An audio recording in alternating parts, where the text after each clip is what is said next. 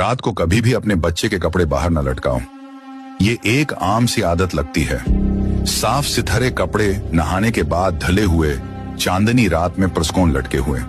लेकिन बहुत सी कदीम रवायात में इस अमल के बारे में एक पुरानी तनबिया छिपी हुई है जो नस्ल दर नस्ल खामोशी से मुंतकिल होती आई है। कहा जाता है कि रात ढलने के बाद खास तौर पर आधी रात के वक्त गैर मरी ताकतें हरकत में आती हैं। ऐसी मखलूकात जो नजर नहीं आती मगर मौजूद होती हैं। कुछ उन्हें हुआ की सरगोशियां कहते हैं और कुछ के नजदीक ये वो भटकी हुई ताकतें हैं जो हरारत, पाकीज़गी या किसी नए जिस्म की तलाश में होती हैं और उनके लिए सबसे ज्यादा कशिश रखती है बच्चे की खुशबू, उसकी मासूम तवानाई। वो नन्हे कपड़े जो मासूमियत से भरे होते हैं एक मिकनातीस बन जाते हैं। रात भर बाहर लुटके रहने से वो ऐसी चीजों को अपनी तरफ खींच सकते हैं जो मोहब्बत या हिफाजत को नहीं समझते, सिर्फ कमजोरी को पहचानती है। कई वालिदैन ने खौफनाक वाकयात बयान किए हैं। बच्चे जो एक रात सुकून से सोते हैं मगर अगली रातों में एक ही वक्त पर अचानक रोना शुरू कर देते हैं। कमरे ठंडे महसूस होने लगते हैं, साए हरकत करते दिखाई देते हैं। ज्यादातर लोग तभी वजूहात तलाश करते हैं मगर बहुत कम लोग उन कपड़ों के बारे में सोचते हैं जो सितारों के नीचे सूख रहे होते हैं। इसलिए अगली बार जब तुम रात गए बच्चे के कपड़े बाहर लटकाने का सोचो, जरा रख जाना।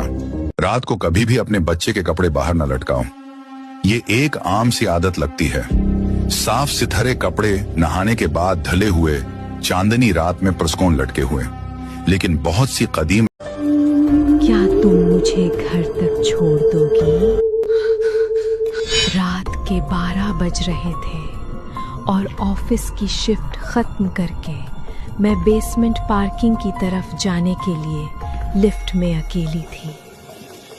अचानक चौथे फ्लोर पर लिफ्ट खुद ब खुद रुक गई जबकि वहां कोई नहीं था। जैसे ही दरवाजे बंद होने लगे एक पीली साड़ी वाली औरत दौड़ती हुई अंदर आई और मेरे ठीक पीछे खड़ी हो गई। मुझे आईने में उसकी परछाई नहीं दिखी पर लिफ्ट के स्टील वाले दरवाजे पर उसका अक्स दिख रहा था।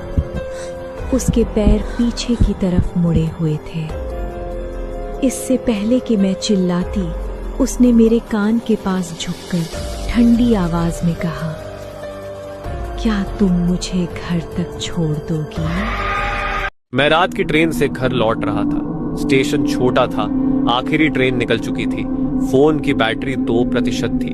स्टेशन के बाहर एक चाय की दुकान खुली दिखी। मैं वहां गया। एक बूढ़ा आदमी लालटेन की रोशनी में चाय बना रहा था। मैंने कहा, एक चाय दे दो। उसने बिना कुछ बोले चाय दे दिया। चाय बहुत ठंडी थी।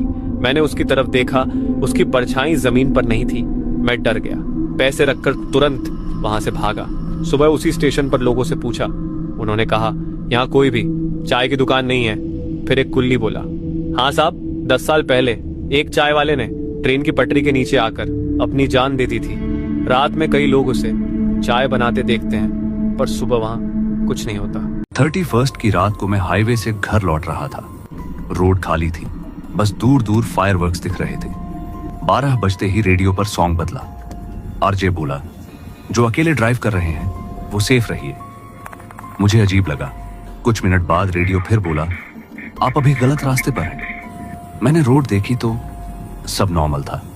रेडियो फिर से बोला, आपने पीछे देखा? मैंने तुरंत रियर मिरर में देखा।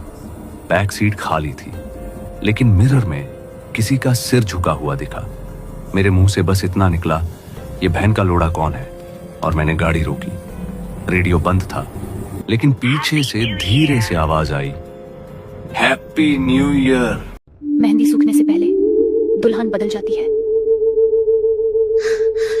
शादी से एक रात पहले मैंने रेंट का लहंगा पहनकर आईने में खुद को देखा। कमरे में पीली लाइट थी, सब कुछ बिल्कुल सामान्य। तभी आईने में मेरे पीछे एक और परछाई बनी। लाल जोड़ा, झुका हुआ घूंघट और हाथों में मेहंदी जो अब भी गीली लग रही थी। मैंने पलट कर देखा, कमरे में कोई नहीं था। दिल तेज धड़कने लगा। मैंने फिर आईने की तरफ देखा। अब उसके पैर दिख रहे थे, उल्टे। मेरे हाथों में लगी मेहंदी जलने लगी जैसे किसी ने आग रख दी हो। पीछे से ठंडी सी आवाज आई। मेहंदी सूखने से पहले दुल्हन बदल जाती है। और आईने में उसकी जगह मैं खड़ी थी, उल्टे पैरों के साथ।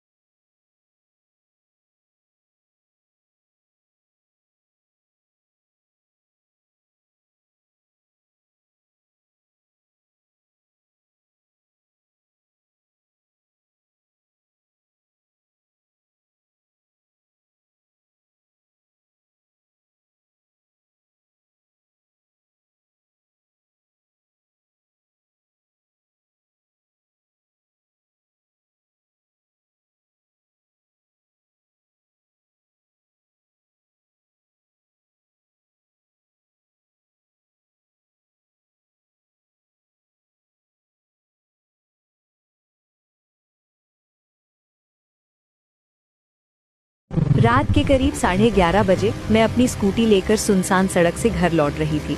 हवा तेज थी मगर सड़क बिल्कुल खाली। कुछ दूर चलते ही अचानक लगा जैसे स्कूटी भारी हो गई है, जैसे किसी ने पीछे बैठकर वजन डाल दिया हो। मैंने रियर व्यू मिरर में देखा, पीछे कोई नहीं था, सिर्फ काली रात। मैंने सोचा सड़क उबड़ खाबड़ है इसलिए ऐसा लगा होगा, लेकिन अगले ही पल स्कूटी और भी भारी हो गई, जैसे किसी ने दोनों हाथों से मेरे कंधे पकड़ लिए हों।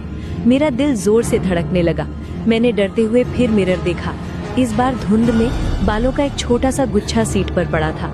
मैं चीखने ही वाली थी कि मेरे कान के पास किसी लड़की की ठंडी आवाज फुसफुसाई, तेरे पीछे ही थी, अब तेरे साथ चलूंगी।